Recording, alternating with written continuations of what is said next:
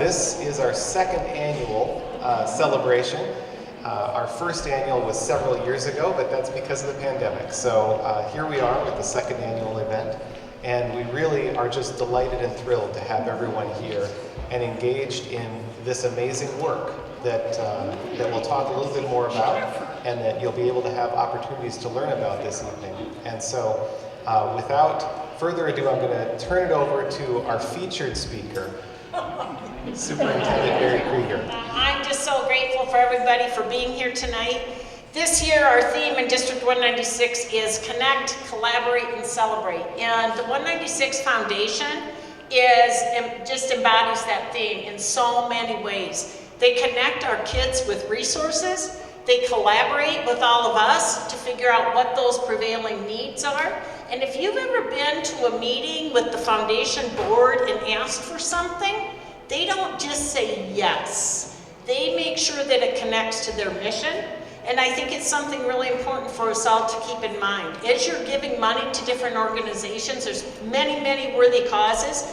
You will be hard-pressed to find one that you know your funding goes directly to the kids. Because these guys that I'm about to introduce, it's all voluntary. There's no overhead. They give their time and their talent to make it work. And finally, celebrate. They allow us to celebrate each and every one of our kids because they provide the opportunities so that every child can achieve and excel and find their own gifts and talents. So I am just so grateful for the work of the foundation and really want to do all we can to continue to spread the news about the work that they're doing and the impact they have so that we can achieve the success we know each of our kids deserves. So with that, I would like to introduce our wonderful foundation people. First of all, our chair, Brian. Next up, Wade, where are you? Come on up. You gotta have everybody up here for the photo op. Next, Caitlin Warburton. I just saw you. Caitlin. And Christine Searson is not here tonight, but she's part of the board and has been for, I think, almost since the inception. Alex Hermida. Alex, I saw you. There he is. Heidi Larson. Oh, yeah, cut, sorry. Jennifer O'Rourke. Amy Spetzel. Carrie Thompson is also not here, but I want to make sure she gets a call out. And then Kaya Bruce, who does an excellent job. She keeps the foundation really connected to the district and has been a fantastic just advocate and connector so that they can do the work that they're set out to do. So one more round of applause for our incredible foundation board. And then a couple other shout outs. I've had the opportunity recently to talk to other superintendents, and you know, every day I'm grateful for my bosses because I will say I have the best school board in this district. This district is in great hands with our leaders, and so I'd like for three of them who are here tonight to come up as well. Jackie Magnuson, our chairperson. Sachin Isaacs. And Corey Johnson. Come on up.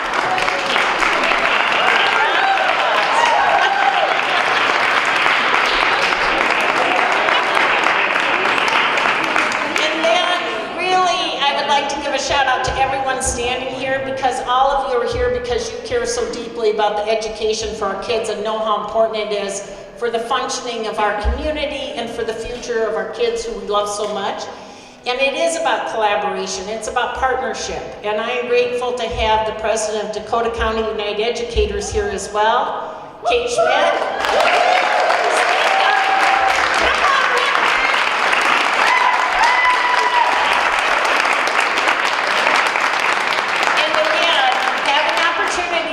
From others, the one thing that everybody standing here and everyone standing in this space has in common is we're all here for the right reason. We know our why. Our why are 30,000 students we are going to do our best for every single day. So thanks to everyone here, and I'll hand it back to Brian.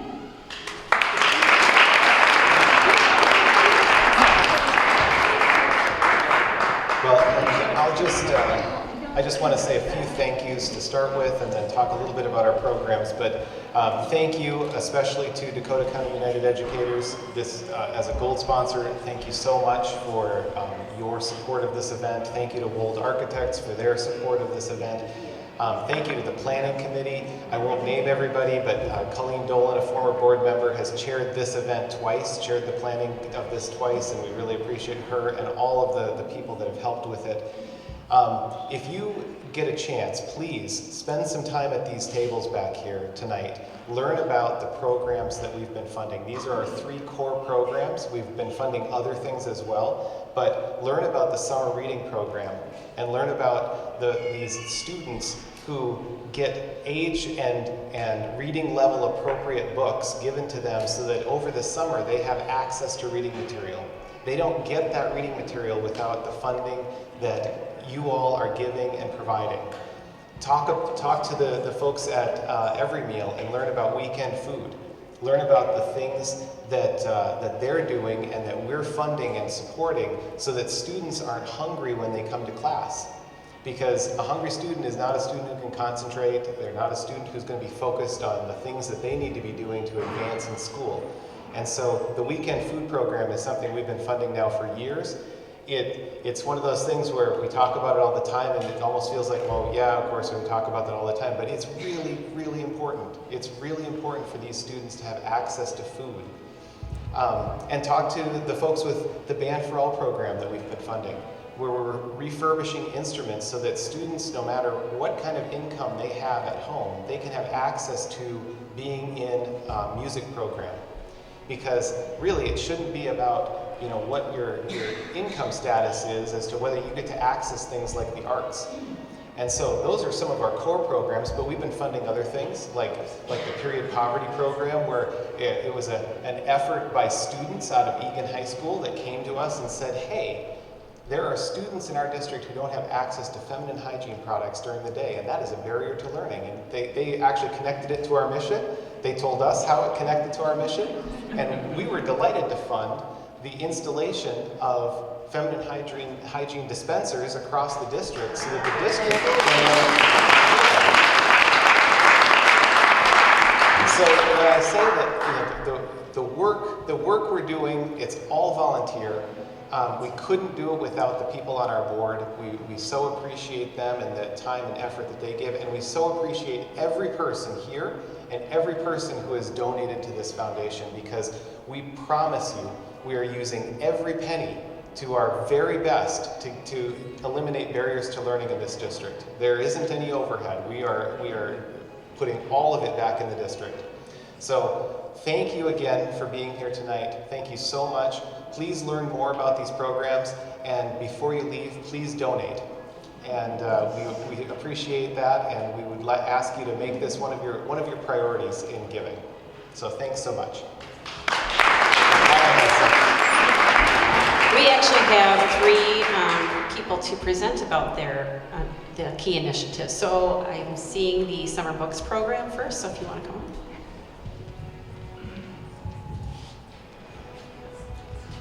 Good evening, and thank you for showing your support to the 196 Foundation and thousands, literally thousands of District 196 elementary readers and writers. I'm Martin Wallenberg, and I'm the District MTSS Intervention Coach, and I have the privilege of working with learners of all ages, including professional development with many teachers across our district, including training comprehensive intervention model specialist. I'm also a proud graduate of this district and know how incredibly important all of the 196 Foundation supported programs are to our learners in our district. I am Nicole Scholl, and I'm a reading recovery and literacy lessons teacher leader for District 196.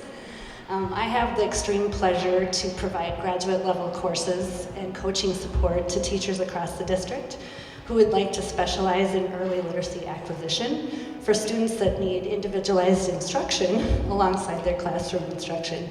Some of you may have known my father-in-law, Bill Scholl. I'm gonna get a little teary. He was a huge advocate for District 196. Pardon me.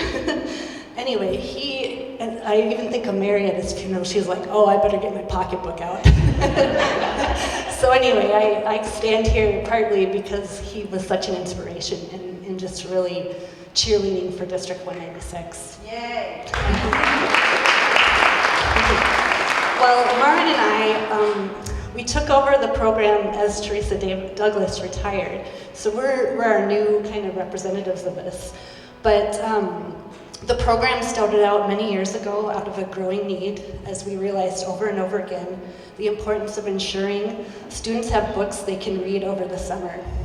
So after attending a conference with some key research being presented regarding summer reading loss and how we can impact that loss, Sally Soliday, the director of elementary ed, alongside Teresa Douglas, knew that we needed this program to maintain growth for our most striving learners and to build their home libraries, and thus began this program. It started with just a select number of schools, and now, thanks in part to your support, it's a program that is offered district-wide to all of the elementary schools.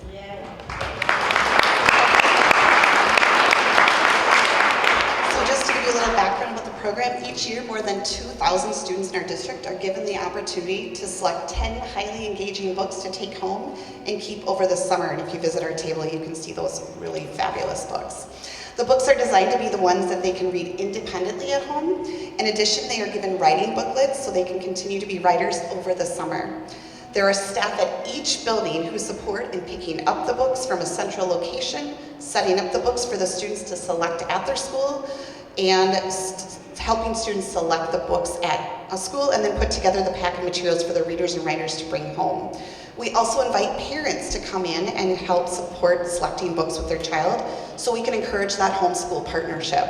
This is an effort that involves every classroom teacher as well as additional staff from each elementary school. We are grateful for all the people who make this possible for our learners.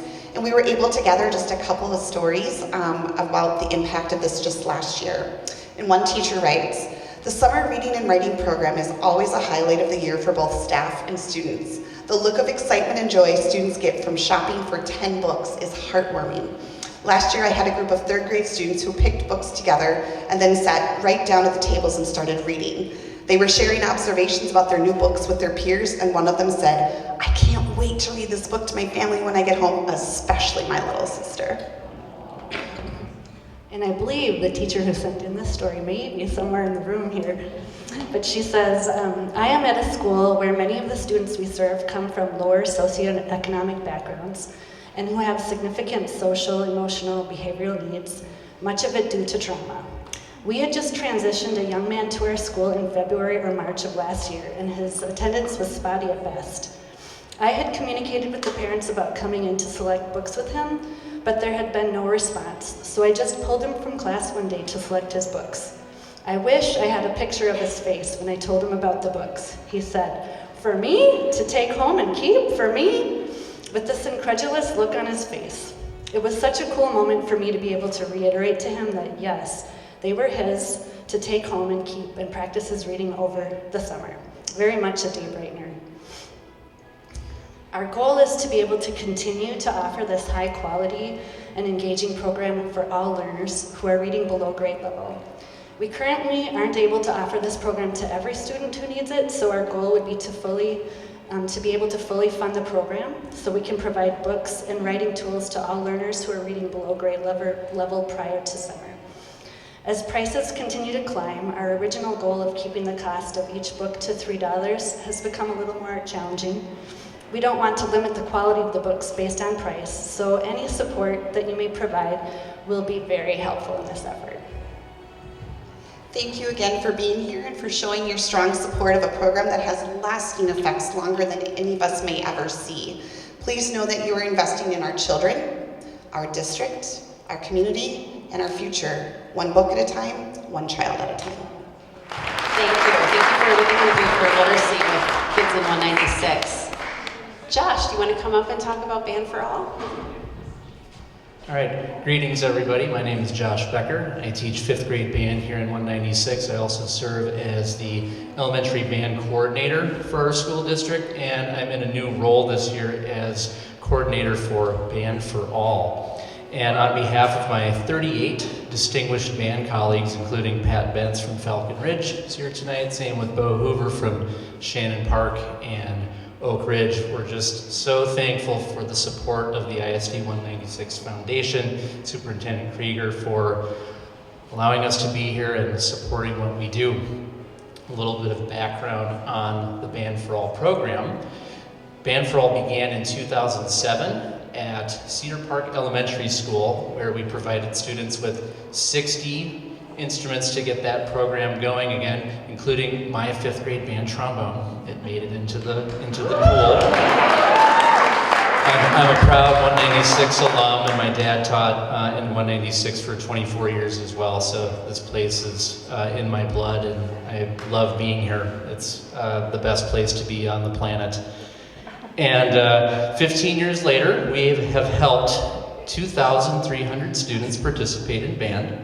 And we start about 200 to 300 beginners each year, and in particular in the last 5. And this year we're approaching 350 beginners who are using a Band for All instrument. In 2011, we expanded this program to the whole school district outside of Cedar Park, and so we have students using a Band for All instrument at all 29 schools from grades 5 through 12, and this year we have over 700 students using Band for All instruments in our school district, which is pretty incredible. And the word has gotten out in our community about donations. Obviously, my trombone is still in the pool somewhere. And hopefully they got all of my bad notes out of it. And we have, in our inventory, we have about 1,500 instruments in our inventory over at Scott Highlands Middle School, and also, of course, in the district and in people's homes. Thought I'd share a couple of anecdotes of student stories. One of my favorite stories for me as a teacher at Greenleaf, I have quite a few students that are using Band for All instruments. We're fortunate that we have that program because we would have a hard time having students in band in Greenleaf. And I had a student in 2021, the great pandemic year of teaching. So if you liked Zoom, it was the golden years. And didn't want to quit every day, definitely not. Trying to get the ligature on the clarinet on the Zoom call.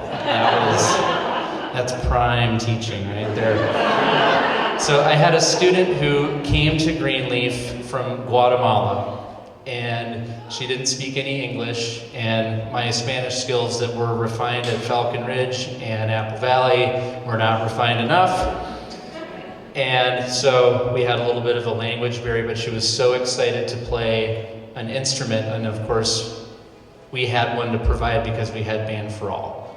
And so I got her a clarinet, and she called in on Zoom, and we did Google Translate, and we connected, and we made it happen. And then finally when we came back to after the distance learning and came back in February of 2021, she was in a lesson group that would run to my classroom for their band lesson and just absolutely loved it, and she's still playing it over at Falcon Ridge with Mr. Bentz. Another really cool story is one thing I do in the district is I help out at Eastview High School with their marching band, and one of the benefits of that is working at Greenleaf. Those students eventually, many of them matriculate through and attend Eastview, and now that I've been in the district for 6 years, I'm starting to see some of these 5th graders that I started. They have now moved up into the high school level, and I have 2 kiddos. I remember giving them their trumpet. I remember their lesson, their first lesson, and there they are in the Eastview Marching Band. And so fitting, we're at the Vikings Museum. Last week they were playing at US Bank Stadium with the Eastview Marching Band, placed 2nd in the state. How cool is that? That's life-changing. That's life-changing for a kid. That would have been life-changing for me. For sure. It was when we went to Lambeau Field in college, and that wasn't something that was that big of a deal to get there. This was a big deal to get there for those kids, and they did it, and they were part of the team, and they were contributing to that team's success. And so we have all kinds of student success stories just like that of students participating in this program. And there's so many benefits. We have a saying in our district that band is brain food. There's no activity or sport or what have you that works both hemispheres of your brain at the same time. The study and the science prove that. And we are able to provide this life-altering and brain-changing educational opportunity to every student in our district. And we're the fertile crescent of arts in the state and in the Midwest. This is a great place to do this. And so these kids get to do it with everybody, and they deserve it. And right now, with Band for All, we don't actually have a line item in the budget. So in order for this program to work, we need the support of the ISD 196 Foundation. We do receive donations every year from families, and we also receive a small amount of flexible capital outlay where we can acquire about 8 to 10 refurbished instruments each year, which is pretty good. We often retire anywhere between 15 and 35 instruments each year due to their age, and they need to be replaced. Right now we have about, as of this morning, I got the number this morning, we have 110 instruments that are in need of some kind of repair, either basic maintenance just to get back into playing condition, or a major overhaul.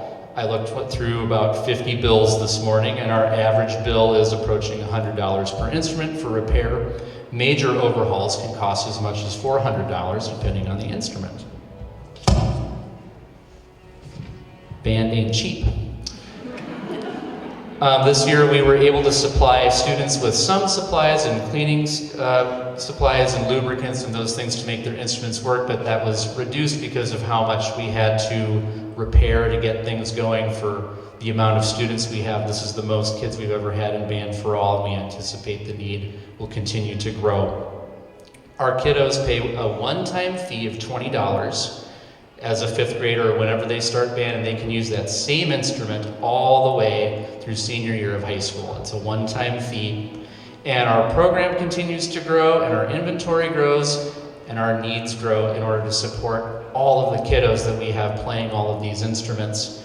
And so to make this program work, we really need a budget of about $10,000 to $12,000 to keep instruments in good playing condition, for the occasional oops, because they are teenagers or preteens, for sure. Some of them still are working on left and right hand. Which one is which? This one makes the L.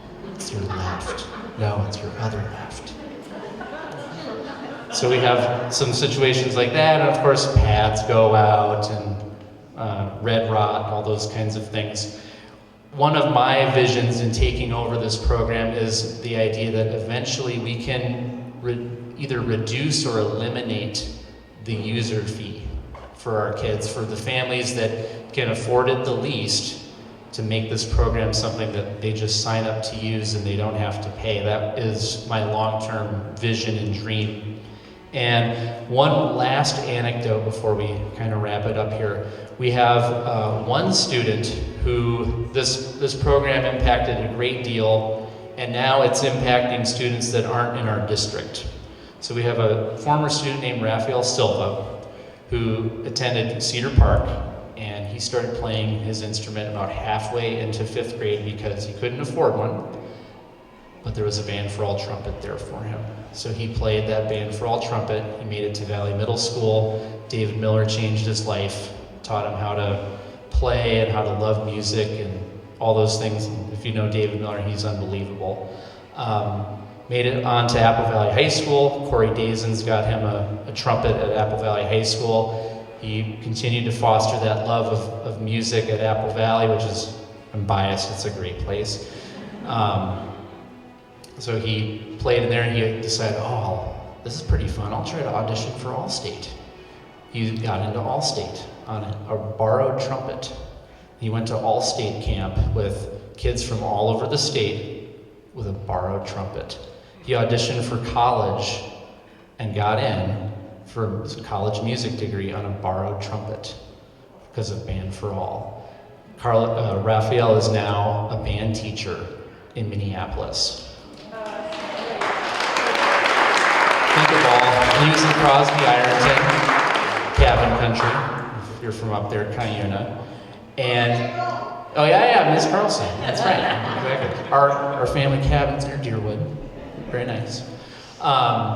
And so he was changing lives up in Crosby, Ironton. Now he's changing lives in Minneapolis. And he's one of ours. He's one of our 196 kids, Apple Valley. And so this program is affecting other kids in other places. And that was his dream, is I'm going to go somewhere and I'm going to take my passion that was fostered here in this school district and bring that elsewhere. And that's what he's doing. So just this program is changing lives. Not only the kids that go to school in our schools, but elsewhere too. And so the impact is paying down the line. So we just ask that you spread the word to our community that we're still taking instrument donations over at Scott Highlands. So if you have an old instrument sitting in a closet or perhaps under a bed, maybe under a basement bed, sometimes that happens, or a garage or an attic, we would love to take that instrument and get it into playing condition and get it out to some kid who really wants to play, and maybe they're the next Raphael, maybe they're going to be a band teacher somewhere. Maybe they'll take my job. I mean, I like my job, but if they're going to take it, that's cool. I'm okay with that. But that too, and then financial help. We need donations, we need monetary help to keep these instruments in playing condition, to refurbish things that are sitting in storage and kind of wasting away and are ready to play. And we want to help everybody. And our programs in our district, if you're not aware, our band programs are the best in the state. That's kind of been proven. They're unbelievable. And our programs are only as strong as the kids that participate. And we have to have every kid have the opportunity to participate. It makes our band cultures that much stronger. So I appreciate your time tonight. So thank you, ISD 196 Foundation. Thank you, Mayor Peter. Have a great night. Thanks, Josh. Last but certainly not least, we have Jan from Every Meal.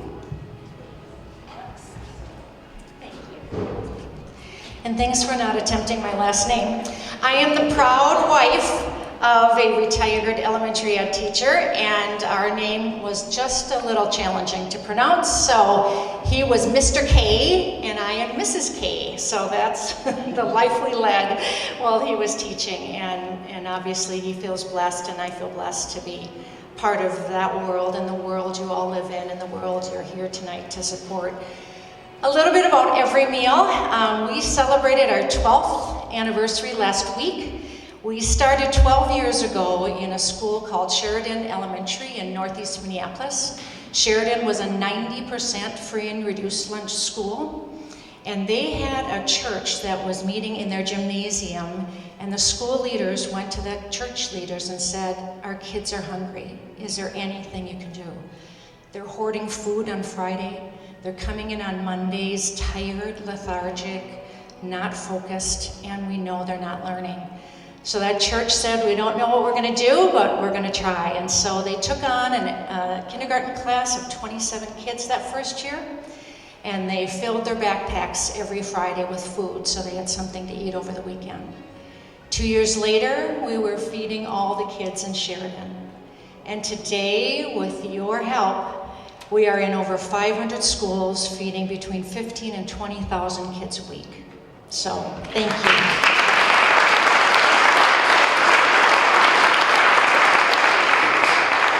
This partnership that we started in 2015 with your foundation was instrumental in us being able to seed the kids we are feeding in 196. This year, that number is over 500 that are receiving food every week through our community sponsors, in addition to the foundation, the generous gift that the foundation gave us. But every week we have volunteers in the school, some of your staff, some of the staff, and our volunteers are busy coming into the school discreetly. Again, hunger is a silent, hidden issue, right? Kids Kids want respect and dignity, and so we do everything in our power to make sure we're delivering that food discreetly, that when kids are coming through the hallways and asking us what we're doing, we're telling them we're doing special projects for their parents and a special project for the kids, because we want to remain respectful of the issues that our kids are facing each and every day. So that distribution happens every Friday. Those kids take home 4 to 5 meals, nutritious meals, every weekend, and they are 5 different dietary bags that are sent home. One for our Latino population, one for our South African population, one for our Southeast Asian population. Our 4th bag is kind of a generic general bag that families can choose, and our 5th bag is a low to no prep bag for those families of kids that don't have access to a kitchen, that don't have family members there to be able to prepare food for them. We want them to be having nourishing food. So our motto is good food. We want food that's nutritious, delicious, and relevant. And so that's why we have 5 different types of food bags, so that when those kids open the bags, the food is familiar and they feel good about consuming that food, because sending food home that doesn't get eaten does no good for anybody. So we are really, really appreciative of our ability to do that, and we can't do it without partners like you. And then behind each one of those food varieties, we have 4 or 5 other bags, so that the kids are eating different food every week for a period of 4 or 5 weeks. We have 2 nutritionists on staff that help us make sure that food is delicious, certainly nutritious. We follow the USDA food guidelines for the food bags.